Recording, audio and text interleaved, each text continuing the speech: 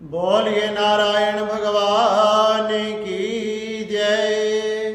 बोलिए मेरे बांके बिहारी लाल की जय। आप सभी को उत्पन्ना एकादशी की हार्दिक शुभकामनाएं। एक समय श्री अर्जुन जी भगवान श्री कृष्ण से पूछने लगे, हे भगवान कृष्ण, मार्गशीर्ष मास में कृष्ण पक्ष में कौन सी एकादशी आती है, इसका क्या नाम है तथा इसकी क्या कथा है, कृपया कर आप मुझे बताएं। तो भगवान श्री कृष्ण कहने लगे कि हे अर्जुन, मार्गशीर्ष मास में कृष्ण पक्ष में जो एकादशी आती है यह बड़ी ही श्रेष्ठ है। एकादशी का व्रत करने से, एकादशी को धारण करने से जीवात्मा के, व्यक्ति के जन्म जन्मांतर के पाप नष्ट हो जाते हैं। एकादशी का व्रत करते हुए किसी प्रकार का भी कृष्ण पक्ष तथा शुक्ल पक्ष में कोई भेद नहीं करना चाहिए। दोनों एकादशी एक समान है। सभी वैष्णवों को चाहिए कि एकादशी का व्रत जरूर धारण करें। एकादशी के दिन किसी भी प्रकार से अन्न को ग्रहण नहीं किया जाता। इसमें सर्वथा अन्न का त्याग करना चाहिए। प्रातः काल सुबह उठकर शुद्ध जल में स्नान करें। स्वच्छ वस्त्रों को धारण कर नित्य क्रिया करते हुए भगवान के समक्ष जाकर भगवान श्री सूर्य नारायण भगवान को अर्घ समर्पित करना चाहिए। भगवान के सन्मुख बैठकर भगवान का पंचामृत से अभिषेक करें। भगवान को सुंदर वस्त्र पहनाकर, आभूषण पहनाकर, सुंदर पुष्पों से, फूलों से भगवान का श्रृंगार करें। भगवान के सन्मुख बैठकर भगवान के व्रत का संकल्प को धारण करें कि आज मैं मार्गशीर्ष मास के कृष्ण पक्ष की एकादशी के व्रत को धारण करने जा रहा हूँ। हे परमपिता परमात्मा, आप मुझे इतनी सामर्थ्य तथा शक्ति देना कि आपकी कृपा से मैं इस व्रत को पूर्ण कर पाऊं। इस प्रकार से भगवान के सन्मुख बैठकर भगवान के व्रत का संकल्प करना चाहिए। भगवान की अनेक प्रकार से पूजन तथा फल आदि को समर्पित करना चाहिए। सुंदर नवेद आदि से भगवान का भोग लगाना चाहिए। इसलिए एकादशी का व्रत करने वाले व्यक्ति को कभी भी नरक की यात्रा करनी नहीं पड़ती। कहने लगे भगवान कृष्ण की, हे अर्जुन, जो केवल एकादशी के व्रत को धारण करता है उसको 1000 गोदान के फल का प्राप्ति होती है। इसलिए जो फल 1000 गौदान करने से भी नहीं प्राप्त होता, जो फल 1000 अश्वमेध यज्ञ के फल से भी प्राप्त नहीं होता, जो फल 100 राजसूय यज्ञ के फल से भी प्राप्त नहीं होता, वही फल एकादशी के व्रत धारण करने से प्राप्त होता है। इसलिए मनुष्यों ने एकादशी को जरूर धारण करना चाहिए। एकादशी के व्रत धारण करने वाले व्यक्ति को किसी भी प्रकार से किसी की भी निंदा चुगली आदि नहीं करना चाहिए। अपने इंद्रियों को वश में रखे, किसी प्रकार से क्रोध ना करें, लोभ ना करें, लालच ना करें, ईर्ष्या ना करें। अपने मन में नियंत्रण रखना चाहिए तथा किसी भी व्यक्ति का जो दुराचारी है, दुष्ट आत्मा है, पाप आत्मा है, दूसरों की निंदा चुगली आदि करने वाला है, ऐसे व्यक्तियों के दर्शन नहीं करने चाहिए। क्योंकि ऐसे व्यक्तियों के दर्शन करने से भी उसके पुण्य क्षीण होते हैं और उसे पाप लग जाता है। इसलिए अगर गलती से भी ऐसे व्यक्तियों के दर्शन हो जाए तो जाकर भगवान सूर्य के, भगवान नारायण के दर्शन करने चाहिए। उनको नमस्कार प्रणाम आदि करना चाहिए। इस प्रकार से श्री अर्जुन जी महाराज पूछने लगे कि हे भगवान कृष्ण, मार्गशीर्ष मास में आने वाली एकादशी का क्या नाम है, कृपया कर आप मुझे ये बताएं।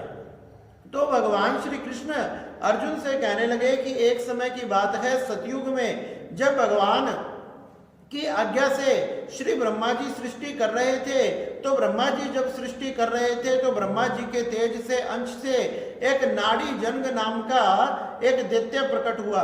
जब एक दैत्य प्रकट हुआ तो उन्हीं के पुत्र का नाम था मुर। वो मुर नाम का जो उनका पुत्र था वो अत्यंत बलवान था, अत्यंत शक्तिशाली था तथा उसने क्या किया, अपनी राजधानी चंद्रावती को बनाया। सभी देवताओं पर आक्रमण किया। सभी देवताओं पर आक्रमण कर सभी देवताओं के अधिकार को अपने अपने अधिकार में स्थापित कर लिया। उनके अधिकारों को छीन लिया। भगवान सूर्य के, भगवान चंद्रमा के, जल देवता, वरुण देवता, पवन देवता, इन सब के अधिकारों को छीनकर अपना राज उनके ऊपर स्थापित कर लिया। अरे वह स्वयं ही भगवान सूर्य बनकर समस्त ब्रह्मांड को प्रकाश देने लगे, चंद्रमा बनकर अपनी कलाओं को चारों तरफ बिखेरने लगे। इस प्रकार से देवता इससे बड़े दुखी हुए, सभी देवता बड़े दुखी हुए। सभी देवता एकत्रित होकर श्री ब्रह्मा जी की शरण में पहुंचे और ब्रह्मा जी उनको लेकर भगवान शंकर की शरण में पहुंचे। शंकर भगवान की सबने स्तुति की कि हे भगवान शंकर, ये सभी दैत्यों ने देवताओं के अधिकारों को छीन लिया और अपने हिसाब से, अपनी मनमर्जी से ये संसार की व्यवस्था को चला रहे हैं। ये बिल्कुल ठीक नहीं है। आप कृपया कर कर इन दुष्टों का दमन करो। जब भगवान शंकर कहने लगे, हे देवताओं, आप सबने भगवान नारायण की शरण में जाना चाहिए, क्योंकि भगवान नारायण ही इस दुष्ट का संहार करेंगे। भगवान शंकर की बात सुनकर सभी देवी देवता वैकुंठ में भगवान नारायण के समीप पहुंचे, जो शेष शैया पर निद्रा अवस्था में थे। भगवान की स्तुति करने लगे, भगवान की प्रार्थना करने लगे कि हे कमल नयन, हे मधुसूदन, हे गोपाल कृष्ण गोविंद, आप हमारी रक्षा करें, आप ही समस्त संसार को चलाने वाले हैं। इस प्रकार से जब भगवान नारायण की स्तुति करने लगे तो भगवान नारायण प्रसन्न मुद्रा में जागृत अवस्था में आ गए। भगवान नारायण ने कहा कि हे देवताओं, आप सब क्या हुआ, किस कारण से यहाँ पधारे हैं? तो सभी देवी देवताओं ने बताया कि मुर नाम के दैत्य ने इंद्रावती पर, सभी लोकों पर अपना अधिकार स्थापित कर लिया है। हे भगवान नारायण, आप हमारी रक्षा कीजिए। तो भगवान नारायण कहने लगे कि हे दैत्यों, आप किसी भी तरह से चिंता मत करो, अपनी चिंता को त्याग दो, मैं उस दुष्ट का जरूर संहार करूंगा।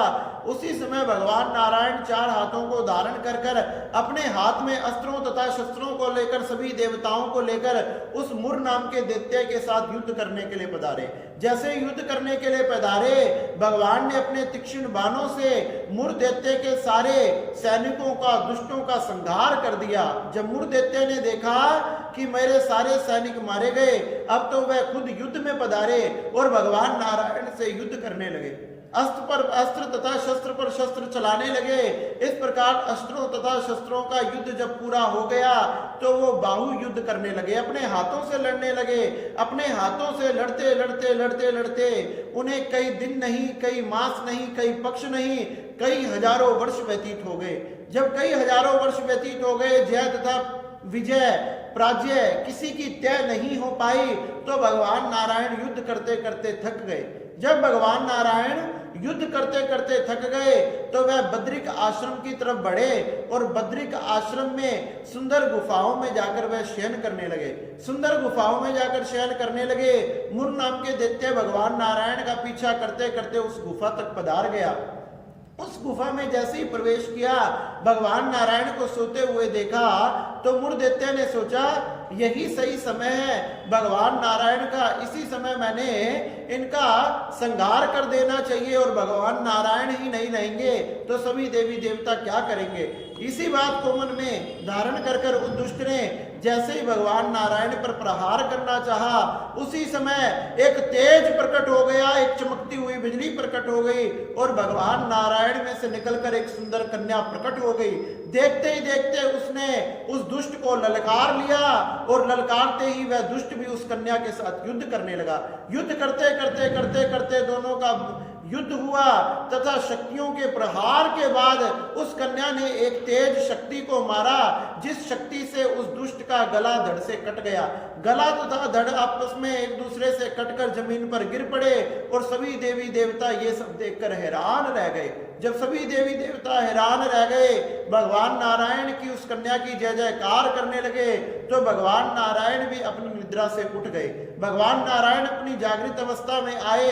जागृत अवस्था में आकर देखने लगे कि इस दुष्ट को किसने मारा। तो वो कन्या कहने लगी, हे भगवान नारायण, आपकी कृपा से, आपके आशीर्वाद से मैंने ही इसे मारा है। भगवान नारायण कहने लगे कि तुम कौन हो। कहने लगी कि हे भगवान नारायण, हे भगवान विष्णु, मैं आपके अंश से ही प्रकट हुई हूँ, आप में से ही प्रकट हुई हूँ। जब मैंने देखा कि ये दुष्ट आपका संहार कर रहा है, आपकी तरफ बढ़ने वाला है और आप निद्रावस्था में हैं, तो मैं आप में से प्रकट हुई और आपकी रक्षा के लिए, संसार की रक्षा के लिए मैंने इस दुष्ट का संहार कर दिया। भगवान नारायण बड़े ही प्रसन्न हुए, कहने लगे मैं तुझ पर बड़ा ही प्रसन्न हूं, तुम मांगो मुझसे क्या मांगना चाहती हो। कहने लगी हे भगवान, आप मुझे केवल ये वरदान दे दीजिए कि जो भी मेरा व्रत धारण करे, जो भी मेरी पूजा करे, उसके समस्त पाप नष्ट हो जाए और उसे आपके चरणों के, आपके धाम की प्राप्ति हो जाए। भगवान नारायण कहने लगे ऐसा ही होगा, आज तुम प्रकट हुई हो इसलिए तुम्हारा नाम एकादशी होगा और उत्पन्न होने के कारण, प्रकट होने के कारण तुम्हारा नाम उत्पन्ना एकादशी होगा। इसलिए मार्गशीर्ष मास में कृष्ण पक्ष में उत्पन्ना एकादशी का जो व्रत करेगा वह सभी पापों उसके नष्ट हो जाएंगे, जन्म जन्मांतर के पाप नष्ट हो जाएंगे, उसे भी बैकुंठ लोक की प्राप्ति होगी, उसके पितरों को भी बैकुंठ लोक की प्राप्ति होगी, यम यातनाओं को उसने सहन नहीं करना पड़ेगा, बड़े से बड़े पापों को नष्ट करता हुआ वो मेरे धाम को प्राप्त होगा। इस प्रकार से कृष्ण पक्ष तथा शुक्ल पक्ष की जो भी एकादशी का व्रत धारण करता है भगवान उस पर अत्यंत कृपा करते हैं। भगवान कहने लगे जो तुम्हारा व्रत करेगा, तुम्हारी पूजा करेगा, तुम्हारे पाठ करेगा, इस दिन मेरा भजन करेगा, उसको मैं दिव्य लोक की प्राप्ति कराऊंगा, समस्त सुखों की प्राप्ति कराऊंगा, उसके सारे दुख दूर हो जाएंगे और वो भक्त मुझे सबसे प्रिय होगा। आज तुम मेरी परम प्रिय हो, आज से तुम मेरी परम प्रिया हो। जो भी एकादशी को धारण करेगा, जो वैष्णव एकादशी को मानेंगे, उसे कभी भी 84 लाख योनियों में भटकना नहीं पड़ेगा, उन्हें नाना प्रकार की, अनेक प्रकार के कष्टों को भोगना नहीं कर पड़ेगा, वह मेरे दिव्य धाम की प्राप्ति करेंगे। इस प्रकार से इसलिए हे अर्जुन, इस उत्पन्ना एकादशी का व्रत जरूर धारण करना चाहिए। यह भगवान में से ही प्रकट हुई है और भगवान को सबसे प्रिय है। जो भी इस व्रत को धारण करता है भगवान उसे अपने हृदय से लगा लेते हैं। इस प्रकार से सभी ने इस व्रत को करना चाहिए तथा भगवान की पूजा पाठ को करते हुए, भगवान को भजन को करते हुए पूरा दिन, पूरा समय व्यतीत करना चाहिए। बोलिए मेरे बांके बिहारी लाल की जय, बोलिए नारायण भगवान की जय। जय श्री राधे, जय सीताराम।